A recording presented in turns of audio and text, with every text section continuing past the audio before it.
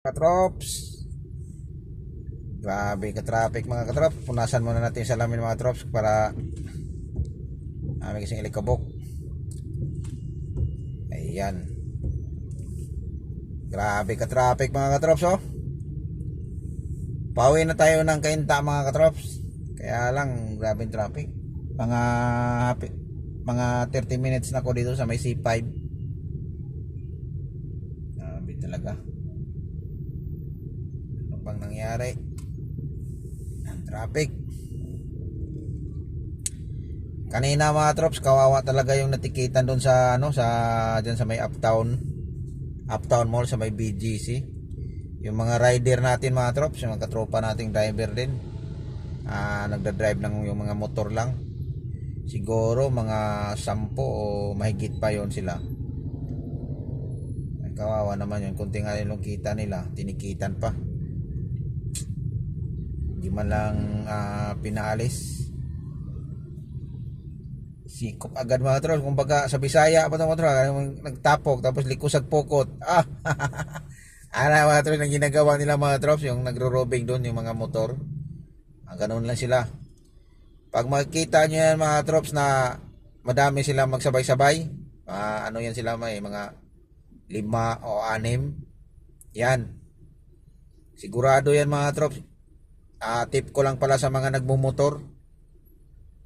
Pag dyan kayo sa may area ng BGC, lalong lalo na dyan sa Uptown Mall, ayan.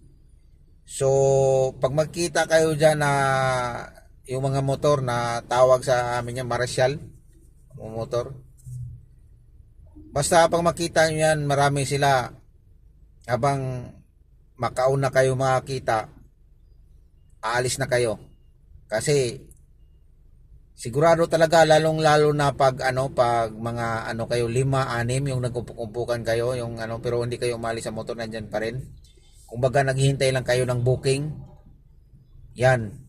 Pag nandyan na sila, tip ko lang sa mga katropa nating motorista diyan, aalis na kayo.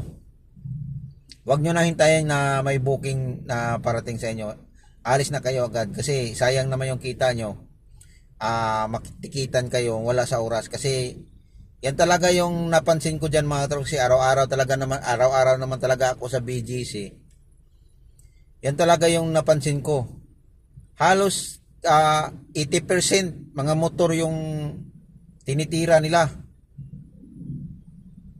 Yung mga 4 wheels, bihira lang, paalisin lang nila, pero mayroon din naman akong makitang 4 wheels na natikita nila, pero mas talaga yung mga motor. Kawawa naman sila. Hindi man lang winaringin ng warning nung Kaya yan, so napakaganda to sa inyo, yung kung mapapanood nyo yung video nito. Yung mga katropa nating motorista dyan, mga Angkas, Joyride, Lalamove, ano pa ba yung mga dyan, yung mga delivery, GrabFood, ayan. So kasi kanina mga tros, may na-upload na ako na video kanina, yung doon sa Uptown Mall. Ayan, natikita nyo. Pinakita pa yung booking niya na mayroon lang siyang pinick up yun o hinatid. Pagbalik niya, ayun na. Nag-aabang na yung ticket sa kanya. Kaya nasasabi ko, kawawa naman talaga yun. Yun nga lang ding hanap buhay. Naghanap buhay sila ng maayos. Kala nila madali lang mag-drive ng 2 wheels. Madali lang mag-drive ng motor. Napakahirap sa totoo lang, at saka matakaw sa aksidente. Yan pa nga, sabi nga nila, yung isang paa mo nakabao na yon daw sa minteryo. Yung isang paa mo hindi pa. Ang ibig sabihin nyo mga tros, yung pag maksidente ka ba. Kaya yan yung mga rinig ko ng mga kwento nga biro na parang totoo. Totoo naman talaga pag maksidente ka sa motor. Nag-iingat ka, pero ikaw naman ang banggain kung saan ka matalsik, kung may patapon. Kaya yun. Kaya napaka yung buhay ng nagbumotor, lalong-lalo sa mga, yan lang yung hanap buhay nila, yung mga joyride, yung mga angkas, tapos ganun lang kadali. Parang mga katrops, nakita ko talaga kanina, Parang ano ba, yung sa Bisaya pa na isda, bitaw nga ng duot, tapos likusag pukot. Ganon ang nangyari kanina mga katrops. Wala man lang ano. Sabihin nila na nag-operasyon sila. Kasi nangyari na yan sa akin mga katrops ha. Diyan banda sa may 24 Street, corner 6 Avenue yata yun. Basta, so nakakaalam dyan, dun sa may bandang McDo, sa BGC. Dyan, naka-encounter na rin ako dyan. Bumili lang ako ng pagkain, alas 12 yun. Alam mo pagdating ko, paglabas ko, nando na yung ano, Marshall yung motor. Nagtalo pa kami. Kasi bawal nga daw pumarada. Nagtalo kami yung time na yon, pero ayaw, hindi ko talaga binigay yung lisensya ko mga katrops. Sabi ko, nakita mong bumili ako ng pagkain, nando bit ko pa nga. Tapos ganun ang gagawin mo sa akin. Sino bang di magreklamo dyan? Bawal daw magparking. Sinabi ko hindi ako nakaparking. So sa madaling salita mga katrops, nagtawag pa siya ng mga kasamang backup niya. Ganun yan mga katrops din sa may BGC. Magtawag ng backup. Pag hindi na obra yung isa naman ang lalapit. Yun naman ang makipag-ano sa'yo. Ano tawag nito? Makipag-ano ng kwento na ganito ganon.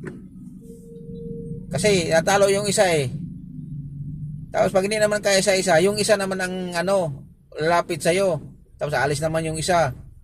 Parang pinagpalit-palit ka lang nila. Pero sa akin, di talaga umubra yun. Bumili lang tayo ng pagkain, ganun kaagad yung gagawin nila. Hindi naman yan makatarungan yung mga ginagawa nila ng ganun.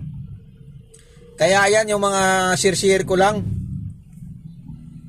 Kaya maganda yun sa nakakapanood ng video nito. Maraming salamat. Grabe talagang traffic. So kahit ganito man lang yung buhay natin, hanap buhay natin dito sa Maynila, papasalamat pa rin tayo sa Panginoon dahil yung biyahe natin natapos na ngayong araw na to, yung adventure natin. So ulitin ko pala kay Ma'am Maribel, ayan, so hindi na nag-PM sa akin si Maribel, baka nandun na yun sa kanila kasi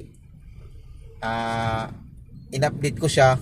Kasi ang dating kasi nila mga alas 4. Baka nag-PM kasi yun sa akin. Sabi ko matapos yung biyahe ko mga 5 pa. Mga 5:30 o 5:30 to 6 ng ganitong oras. Kaya hindi naman siya nag-PM. Malamang yun nag-ano na yun. Mayroon na yung contact sa iba. Kasi yung kasama ko wala, loaded din sila. May mga biyahe din sila. Kaya sinabi ko lang kung makahintay ka ng 5:30 to 6, susunduin kita. Pero nung natapos na yung biyahe ko, pinihim ko siya. Hindi na naka-online, baka nakasakay na yun ng iba. Kaya ayun, so ulitin ko, Mama Rebel, pasensya ka na hindi kita nasundo ngayon. Anyways mga katrops, hanggang dito na lang yung video natin mga katrops. Grabe, super traffic talaga mga katrops.